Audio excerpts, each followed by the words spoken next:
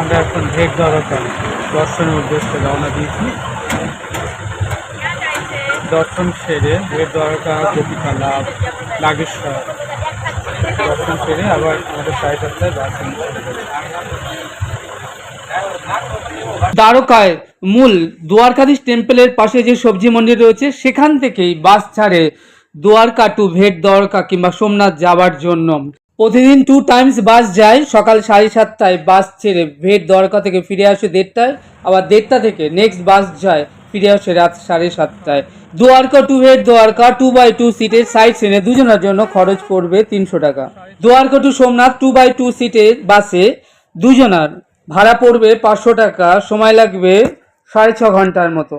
আপনাদের সুবিধার্থে আমি পুষ্পক ট্রাভেলসের ভিজিটিং কার্ড এবং কন্ট্যাক্ট নাম্বার দিয়ে দিলাম, আপনারা চাইলে যোগাযোগ করে নিতে পারেন। গুজরাট ট্যুরে দ্বারকায় আপনাদের স্বাগত জানাই। এখন রওনা দিয়ে দিয়েছি দ্বারকা সাইট সিন ঘুরে দেখব বলে, সেই জন্য আমরা আগেই টিকিট বুকিং করে রেখেছিলাম। এটা দেখছেন সবজি মন্ডি। এখান থেকে আমাদের বাস রওনা দিয়ে এসে পৌঁছালো রুক্মিণী দেবীর মন্দির। প্রথমে আমরা চলে এসেছি রুক্মিণী দেবীর মন্দির, তারপর আমরা এখান থেকে যাব নাগেশ্বর মহাদেব, তারপর গোপী তালাব এবং সর্বশেষ যাব ভেট দ্বারকা, ভগবান শ্রীকৃষ্ণচন্দ্রের যে নিজের বাড়ি মহল সেখানে। আপনারা এখন দেখছেন আমরা এসে পৌঁছেছি রুক্মিণী মন্দির দর্শন করতে। আমি শ্যামসুন্দর এখন দাঁড়িয়ে আছি গুজরাটে সাইট সিন দর্শনে রুক্মিণী দেবীর মন্দিরের সামনে। আমাকে দেখছেন, আমি রুক্মিণী দেবীর মন্দির এখানে দাঁড়িয়ে রয়েছি। চারিদিকে নোনা জল, কিন্তু একমাত্র শুধু এই মন্দির চত্বরেই মিষ্টি জল পাওয়া যায়। ভগবানের অপার লীলা মহিমা। আপনারা দেখছেন সামনে এই মন্দিরটা হচ্ছে রুক্মিণী দেবীর টেম্পল। অপূর্ব সুন্দর মন্দির। বাইরে প্রচণ্ড রোদ, তাই জন্য এখান থেকে ছবিটা নিচ্ছি। আমার সাথে আপনারাও চলুন মন্দিরের ভেতরটা ঘুরে দেখা যাক। রুক্মিণী দেবীর মন্দির হলো ভারতের গুজরাটের দ্বারকা দ্বারকাধীশ মন্দির থেকে 1.5 কিলোমিটার দূরে অবস্থিত। এই মন্দিরটি দেবী রুক্মিণীকে উৎসর্গ করা হয়েছে। দ্বারকাধীশ ভগবান শ্রীকৃষ্ণের প্রধান রানী ও সহধর্মিণী হলেন এই রুক্মিণী দেবী। এই মন্দিরটি 2500 বছরেরও পুরনো বলে মনে করা হয়। এর গর্ভগৃহে রুক্মিণী দেবীর মূল মূর্তি রয়েছে। এই মন্দিরের জনপ্রিয় পালিত উৎসব হল নির্জলা একাদশী ব্রত, যা রুক্মিণী হারান একাদশী নামেও পরিচিত। এই রুক্মিণী মন্দিরের পানীয় জলের দানকে সর্বশ্রেষ্ঠ বড় দান বলে গণ্য করা হয়। দ্বারকার চারিদিকে নোনা জল, কিন্তু এই মন্দির চত্বরে মিষ্টি জল, যা আগত ভক্তরা পান করে তাদের তৃষ্ণা নিবারণ করে থাকেন। যে সকল শ্রদ্ধালু ভক্তরা এখানে এসে তাদের পরিবারের পিতামাতার উদ্দেশ্যে যে মঙ্গল কামনায় যে অর্থ দান করেন, এই অর্থ দ্বারা যে মিষ্টি জল সমস্ত ভক্তদেরকে পান করানো হয়, এটি একটি পুণ্য কর্ম বলে মনে করা হয়। আমি এখন দাঁড়িয়ে আছি রুক্মিণী দেবীর মন্দিরের দ্বারকা। রুক্মিণী দেবীর মন্দির দর্শন সেরে এবার আমরা আবার রওনা দিয়ে দিলাম নাগেশ্বর মহাদেবের উদ্দেশ্যে।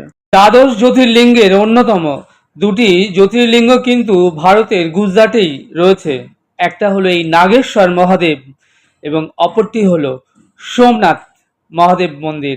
আমরা নেক্সটে যাব সেই সোমনাথ মন্দিরে। এখন আমি দাঁড়িয়ে আছি নাগেশ্বর মহাদেব। আমরা এখন এখান থেকে করিডোরে প্রচুর ভিড়, অগণিত শ্রদ্ধালু ভক্তের ঢল। আমরা এই করিডোর দিয়ে ভেতরে মূল মন্দিরের গর্ভগৃহে প্রবেশ করব এবং দর্শন করব নাগেশ্বর মহাদেবকে। চলুন তাহলে যাওয়া যাক।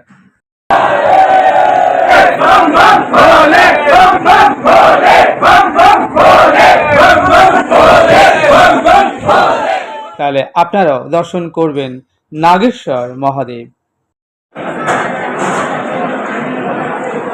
চলে এসেছি আমরা নাগেশ্বর মহাদেব দর্শন করবার জন্য। আপনারা সামনে দর্শন করছেন সেই দ্বাদশ জ্যোতির্লিঙ্গের অন্যতম নাগেশ্বর মহাদেবকে, এবং এই গর্ভ মন্দির দর্শন করে আমরা পুরো মন্দিরটা 10 মিনিট থাকবো এবং সমস্ত কিছু আপনাদেরকে ঘুরিয়ে দেখাবো। এটি গুজরাটের বিখ্যাত নাগেশ্বর মহাদেব। আর একটি আছে আমরা পরবর্তীতে সেখানে যাব, সেটি হলো সোমনাথ মন্দির। এখন আপনারা দর্শন করছেন নাগেশ্বর মহাদেব। বাইরে আমাদের বাস অপেক্ষা করছে। আমরা 2x2 সিটের যে বাসে করে এসেছি গুজরাটের সাইট সিন দর্শন করতে। আমরা রুক্মিণী দেবীর টেম্পল হয়ে চলে এসেছি এখন নাগেশ্বর মহাদেবে। আমি এখন দাঁড়িয়ে আছি নাগেশ্বর মহাদেব। এবার আমরা রওনা হয়ে যাচ্ছি নেক্সট আমাদের ট্যুরিস্ট স্পট যে গোপী তালাব দর্শন করবার উদ্দেশ্যে। এখন আপনারা দেখছেন আমরা চলে এসেছি গোপী তালাব। এই গোপী তালাব, তালাব শব্দে সরোবর, অর্থাৎ গোপীদের সরোবর। বৃন্দাবন থেকে যখন আমার গোপীনাথ তিনি অক্ষরে রথে করে মথুরায় চলে আসেন, তখন কৃষ্ণ বিরহে গোপীরা ক্রন্দন করতে থাকেন এবং তারা কাঁদতে কাঁদতে সমবেত হয়ে তারা সরোবরের মধ্যে কৃষ্ণ বিরহে যখন কাঁদতে থাকেন, চোখের জলে সরোবরে জল পূর্ণ হয় এবং তারা অন্তঃসলীলা হয়ে যান সেই সরোবরের মধ্যে কৃষ্ণ বিরহে। এই দেখছেন সেই গোপী তালাব এবং গোপীদের দেহ থেকে গোপীর চন্দন অর্থাৎ গোপীর তিলক মাটিতে পরিণত হয়ে যায় তাদের দেহগুলো। এই যে দেখছেন বিক্রি হচ্ছে এখানটায় সেই গোপীর তিলক। বৈষ্ণব এবং সাধুগুরু ভক্তদের অঙ্গে যে আপনারা তিলক দেখতে পান, সেই তিলক এখান থেকেই পাওয়া যায়, যাকে বলে গোপী তিলক বা গোপী চন্দন। আমি এখন দাঁড়িয়ে আছি গোপী তালাব। গোপী তালাবের পাশেই রয়েছে গোপীনাথের মন্দির। আপনারা এখন দর্শন করছেন সেই গোপীনাথ, গোপীদের যিনি নাথ অর্থাৎ স্বামী, সেই গোপীনাথের প্রাকৃত দিব্য মন্দির গোপীনাথ। আপনারা এখন দর্শন করছেন সেই গোপীনাথের মন্দির। এই গোপীনাথের অন্তরেই রয়েছে সমস্ত গোপীদের নিবাস, তাই তিনি গোপীনাথ। গোপী তালাব এবং গোপীনাথ জি দর্শন করে এবার আমরা নেক্সট রওনা হয়ে গেলাম শেষ এবং অন্তিম যে আমাদের ট্যুরিস্ট স্পট রয়েছে, সেটি হলো ভেট দ্বারকা। ভেট শব্দে যৌতুক উপহার। এই উপহার এনেছিলেন সুদামাজি ভেট দিতে তার পরমপ্রিয় মিত্র বন্ধু কৃষ্ণর সঙ্গে দেখা করবার উদ্দেশ্যে যে ভেট দ্বারকায় এসেছিলেন, এটি সেই ভেট দ্বারকা। এখন আমরা চলেছি এই সুদর্শন যে নতুন ব্রিজ হয়েছে, এই ব্রিজের উপর দিয়ে ভেট দ্বারকায় আপনারা দেখছেন। যেতে যেতে আপনাদের দেখাচ্ছি যে সমুদ্রের উপরে যে সুদামা ব্রিজ তৈরি হয়েছে, এটা নবনির্মিত ব্রিজ। এর আগে আমি আরও দুবার এসেছি এই ভেট দ্বারকায় এবং তখন সমুদ্রে বড় বড় যে নৌকা ছিল, যে নৌকায় 150-200 মানুষ যেতে পারতো, সেই নৌকায় করে যেতে হতো ভেট দ্বারকা। সে পথ এখন বন্ধ, কারণ এখন নতুনভাবে নবনির্মিত হয়েছে সুদর্শন যে ব্রিজ। এই ব্রিজে করে আমরা চলেছি ভগবান দ্বারকাধীশের যে বাড়ি বা গৃহ বা রাজমহল, যে ভেট দ্বারকায়। আপনারা দেখছেন ভেট দ্বারকা।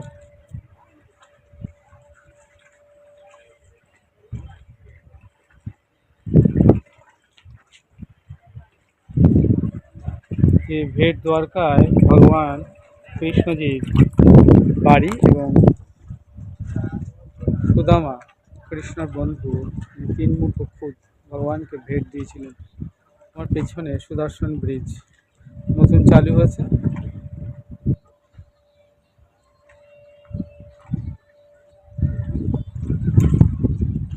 আমি এখন দাঁড়িয়ে আছি ভেট দ্বারকা, একদম সি বিচে।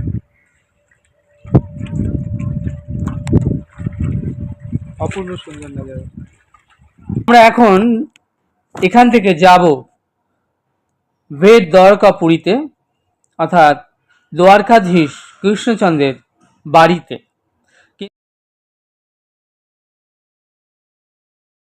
श्री द्वारकाधीश मंदिर में स्वागत है। मंदिर के अंदर मोबाइल, कैमरा, अन्य इलेक्ट्रॉनिक आइटम और सामान ले जाना और আমরা এখন চলে এসেছি ভেট দ্বারকায়, দ্বারকাধীশ ভগবান শ্রী কৃষ্ণচন্দ্রের বাড়িতে, অর্থাৎ তার নিজের মহলে যেখানে তিনি থাকেন। আর এটা দেখছেন হাজার হাজার ভক্তদের ঢল ভেতরে দ্বারকাধীশ মন্দির এবং দর্শন করবার জন্য। আর বাদিকে ফ্রি প্রসাদম হল, প্রত্যেক দিন সকাল 11টা থেকে 1:30 পর্যন্ত এখানে ভক্তদের বসিয়ে ফ্রি প্রসাদ সেবা করানো হয়। ভেতরে mobile, camera, device, electronics goods নিয়ে অ্যালাউ নেই, তাই ভেতরটা দেখাতে পারছি না। বাইরের চত্বরটা আপনাদেরকে ঘুরিয়ে দেখাচ্ছি। ভেট দ্বারকার যে ভেতরে বিরাট মহল রয়েছে, যেখানে ভগবান কৃষ্ণচন্দ্র বসবার জায়গা, ডাইনিং হল, তার শোবার ঘর এবং অনেকগুলো প্রকোষ্ঠ এবং মন্দির আমরা 1 ঘন্টা ঘুরে দেখলাম। বেশ ভালো লাগলো। দেখতে দেখতে 6টা বেজে গেছে। এবার আমাদের ফিরবার পালা। আমাদের গাড়ি সুদর্শন পার্কে দাঁড়িয়ে রয়েছে। আমরা গিয়ে আমাদের গাড়িতে নির্দিষ্ট সিটে বসলাম। এবার আমাদের ফিরে যাবার পালা ভেট দ্বারকা টু দ্বারকা উদ্দেশ্যে।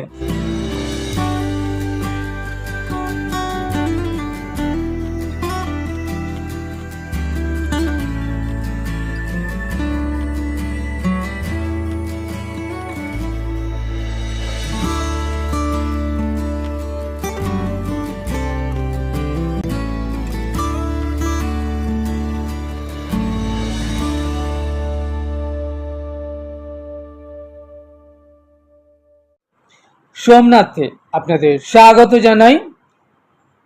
আমরা এখন দাঁড়িয়ে রয়েছি আদি সোমনাথ, যা সোমনাথ মন্দির নামেও পরিচিত। এটি ভারতের গুজরাটের ভেরাবল প্রবাস পাটনে অবস্থিত হিন্দুদের একটি পবিত্র তীর্থক্ষেত্র, যা ভারতের সবচেয়ে পবিত্র তীর্থস্থানগুলির মধ্যে অন্যতম এবং শিবের দ্বাদশ জ্যোতির্লিঙ্গের মধ্যে এটি একটি অন্যতম। সোমনাথ শব্দের অর্থ হল চন্দ্র দেবতা রক্ষাকর্তা।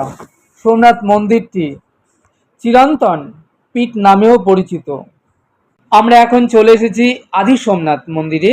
এটি পুনর্নির্মাণ করেন রানী অহল্যাবাই। আপনারা দেখছেন সোমনাথ মন্দির।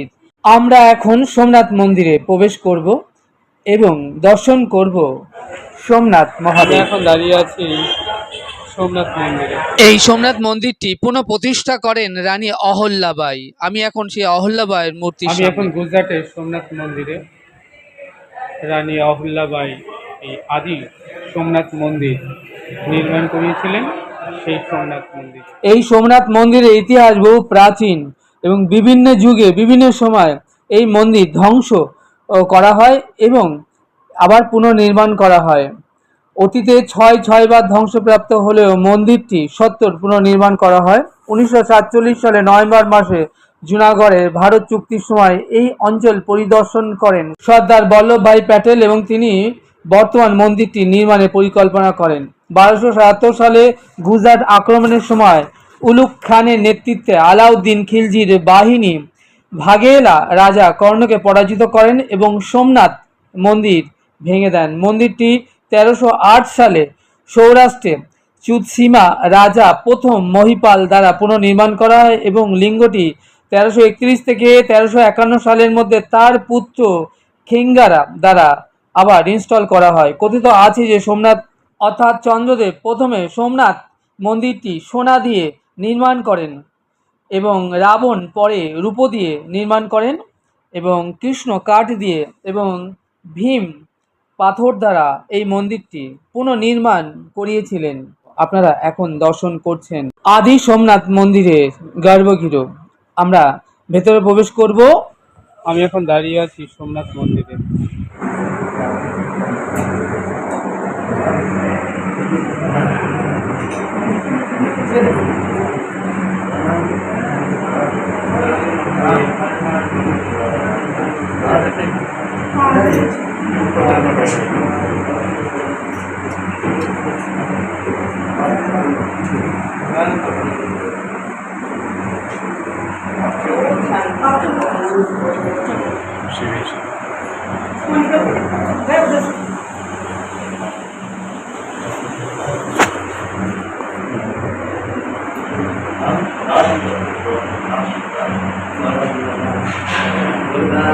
আপনারা এখন দর্শন করছেন সোমনাথ মন্দিরের দিব্য দেবাদিদেব মহাদেব সোমনাথকে। প্রজাপতি দক্ষ রাজের 30টি কন্যা, তার মধ্যে 15টি কন্যা বেশ কালো আর 15টি ফর্সা সুন্দরী। সেই কন্যাদের সাথে চন্দ্রদেবের বিবাহ হয়। এখন কালো যে 15টি কন্যা চন্দ্রদেব তাদের ঘরে যান না।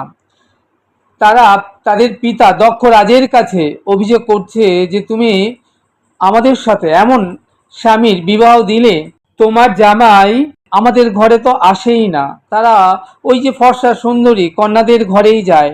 তখন ক্রোধিত হয়ে দক্ষ রাজ অভিশাপ দিলেন চন্দ্রদেবকে, হে চন্দ্রদেব, তোমার এত দুঃসাহস, দি অভিশাপ তোমার ক্ষয় রোগ অর্থাৎ যক্কা হোক।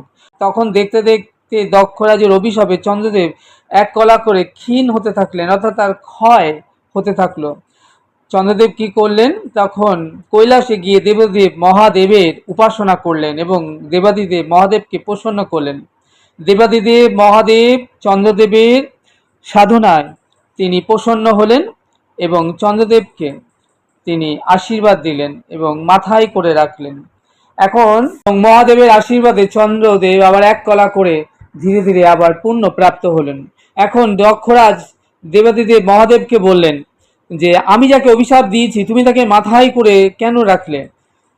দেবাদিদেব মহাদেব বললেন, আমিও আপনার জামাই, চন্দ্রদেবও আপনার জামাই, তাহলে সে তপস্যা আমাকে প্রসন্ন করেছে, তাই আমি তার তপস্যায় প্রসন্ন হয়ে তাকে আশীর্বাদ দিয়েছি এবং মাথায় করে রেখেছি। বললেন, তাহলে আমার কন্যাদের কি হবে? তখন দেবাদিদেব মহাদেব ডেকে বললেন চন্দ্রদেবকে, হে চন্দ্রদেব, তুমি 15 দিন যে ফর্সা সুন্দরী কন্যাদের ঘরে যেমন যাও, বাকি 15 দিন তুমি ওই কালো কন্যাদের ঘরেও তেমনভাবেই যাবে। তাই চন্দ্রের কারণেই 15 দিন অমাবস্যা হয় আর 15 দিন পূর্ণিমা। এই হলো চন্দ্রের জীবনী। চন্দ্রের তপস্যায় চন্দ্রের প্রতি দেবাদিদেব মহাদেব প্রসন্ন হয়ে চন্দ্রকে বরদান দিলেন এবং তাকে মাথায় করে রাখলেন। সেই থেকে দেবাদিদেব মহাদেবের এক নাম সোমনাথ। আপনারা এখন দর্শন করছেন সোমনাথ মন্দির লাগোয়া সি বিচ। আমি এখন নতুন সোমনাথ মন্দিরে মধ্যে প্রবেশ করবো। এখন নতুন সোমনাথ মন্দিরে তো বাইরে মোবাইল পাদুকা সব জমা রেখে ভেতরে প্রবেশ করতে হবে। ওই দিকটা মোবাইল পাদুকা রাখা হয়। এখন প্রবেশ করবো দর্শন করবার জন্য সোমনাথ মন্দির।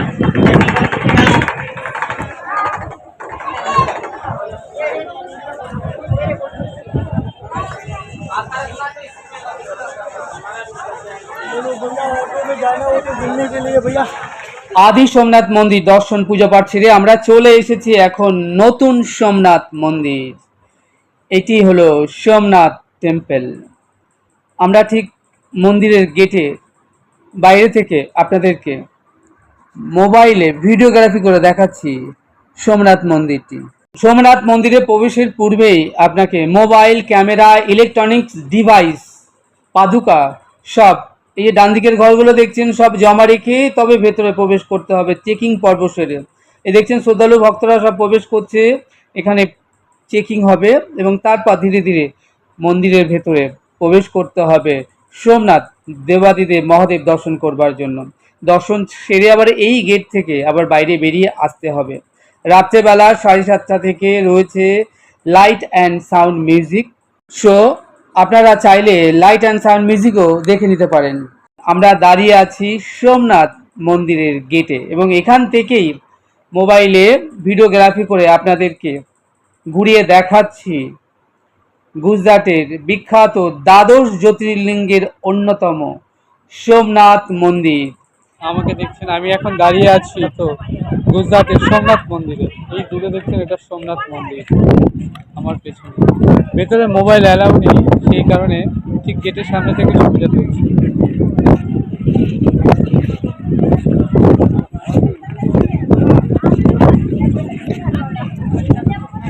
বাইরে প্রচণ্ড রোদ। এখন 11:30 11:15 বাজে। এই সময় ছবিটা তুলছি।